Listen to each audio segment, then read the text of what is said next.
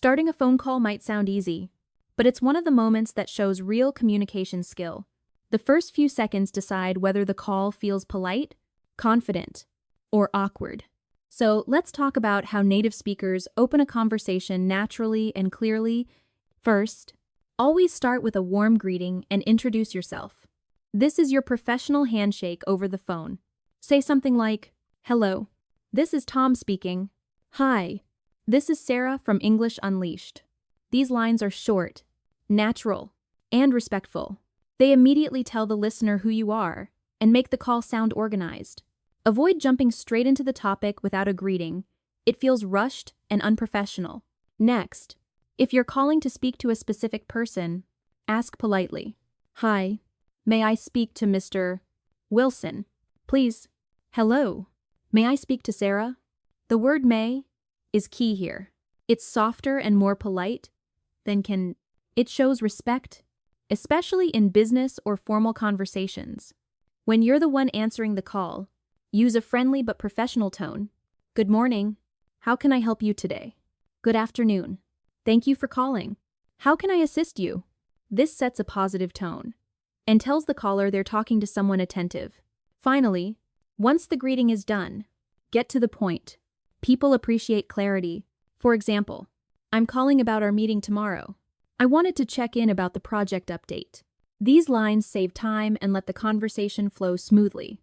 So remember, greet, identify, and clarify. Those 3 steps create a strong first impression on every call. You sound polite, confident, and fluent exactly how real English speakers do it. Once you've started the call, your next job is to make sure it's the right time and that both sides can hear each other clearly. This part may sound small, but it's what keeps a call smooth and respectful. Let's start with timing. You never know what the other person is doing when you call, so always check politely before diving into your topic. Use simple lines like, "Is this a good time to talk? I hope I'm not calling at a bad time."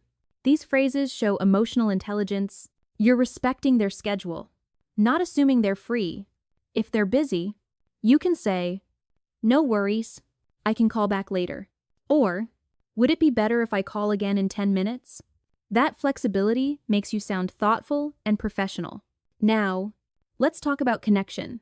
Poor audio or unstable signal can ruin even the best conversation. Native speakers often use quick, natural checks like, "Can you hear me okay?" "Sorry, you're breaking up a bit. I think we have a bad connection." These sentences are short and to the point. You don't need to over-explain, just identify the problem clearly. For example, "Can you hear me now? I moved to a quieter place." If the issue continues, you can politely offer a solution. "Would you mind if I call you back?" The line's not very clear. In English communication, tone matters as much as words. Say these sentences calmly, not impatiently. The goal is to solve the problem, not blame the other person. Finally, don't forget to listen carefully to how they respond. If they sound distant or robotic, that's your signal to pause and reconnect. It's better to restart the call than struggle through a broken one. So, before you continue any important conversation, check 2 things: time and connection. When you do, your calls will sound more natural, efficient, and polite exactly the way fluent English speakers handle them. Now that you've connected and the line is clear, the next skill is clarity. Phone calls don't have visual cues, no facial expressions or gestures. So, confirming what you hear is essential. Misunderstanding one word can create big mistakes, especially in business or scheduling.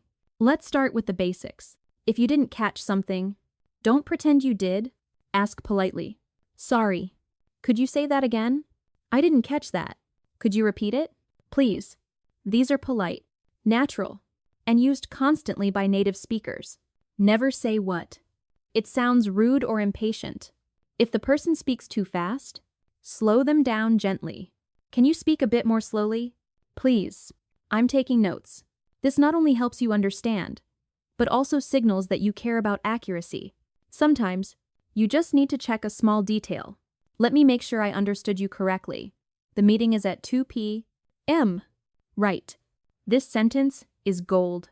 It sounds professional and prevents confusion. Use it for dates, addresses, phone numbers, or instructions. When confirming data, you can also repeat information back. Let me read that back to you. 07453. And the last four digits are 6,610. Right. That's how native speakers double-check without sounding awkward. If you didn't hear a word or name clearly, ask for spelling. Sorry, could you spell that for me? This shows attention to detail, not weakness. Professionals use this constantly. One more useful phrase. I just want to confirm I understood your point. That phrase bridges politeness and efficiency. It tells the other person you're engaged and precise.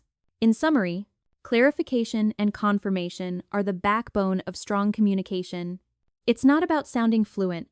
It's about being understood. Fluent English isn't fast, it's clear. So next time you're on the phone, remember, check, confirm, repeat. That's how confident communicators avoid mistakes and earn trust in every call. In many phone conversations, the person you want to talk to isn't available. That's when knowing how to take or leave a message becomes crucial. It's a small skill that makes you sound organized and polite, exactly how native speakers manage business calls. Let's start when you answer the phone and the caller asks for someone else. The right response is calm and helpful. I'm sorry. Jake isn't here right now. Can I take a message for you? She's in a meeting at the moment. Would you like to leave a message? These sentences show you're in control of the conversation and willing to assist. If they agree, write down the details: name, phone number, and reason for calling. Then confirm. I'll let her know you called. What's the best number to reach you? That one line instantly makes you sound professional. Now, if you are the caller and the person you need isn't available, leave your message politely. Can I leave a message for Mr. Smith? Just let him know I called. Or, please ask him to call me back when he's free. Simple, short, and respectful. No need for long explanations. If the conversation is formal, add a closing line. Thank you for your help. I really appreciate it. In more casual settings, like calling a friend or colleague, you can use a lighter tone.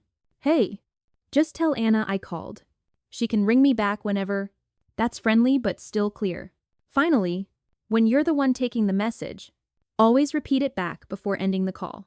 For example, just to confirm your number is 07892445123, and you'd like Tom to call you back about the order. Right. Repetition shows professionalism and prevents errors. People remember how easy you made the process. That's how trust builds. One small call at a time.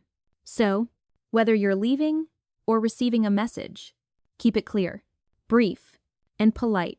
It's not just about words, it's about attitude. You're saying, I respect your time, and that's what makes great communicators stand out. A good phone call doesn't just start well, it ends with clarity and professionalism. How you close a conversation determines whether people remember you as polite and reliable or rushed and careless. Let's break down how native speakers wrap things up naturally. When the conversation is almost done, use smooth transitions to signal that you're about to finish. All right, I'll let you go. Thanks for calling. Talk to you later. These lines are short, friendly, and clear. They help you close the call without sounding abrupt. If it's a formal conversation, you can add a polite wrap-up. I appreciate your time. I'll follow up with you tomorrow. Notice how that last line includes both gratitude and action. Following up shows professionalism. It tells the listener that you take responsibility for next steps. If plans were discussed, always confirm before hanging up. We're all set for 3 p.m. tomorrow. Let me know if anything changes. This one sentence saves endless confusion. It's polite, efficient, and common in every business environment. When you can't continue the conversation, it's fine to delay politely. I can't talk right now. Can I call you back in a bit? Can you give me 10 minutes? These phrases make you sound respectful and in control. You're managing your time without being rude. And sometimes, a text works better than a call. In that case, say, mind texting me instead. It's modern, natural, and perfectly acceptable in casual communication. Finally, when you miss a call or need to reconnect, Respond simply. Sorry, I missed your call. I was in a meeting. I tried calling earlier but couldn't get through. These phrases keep your tone professional and prevent misunderstandings. To close any call, end on a warm note. Take care. Have a great day. These simple phrases leave a positive final impression. In short, finish strong, confirm details, express gratitude, and set clear next steps. The best English speakers don't just talk well, they close well. Every goodbye is another opportunity to sound confident, courteous, and fluent.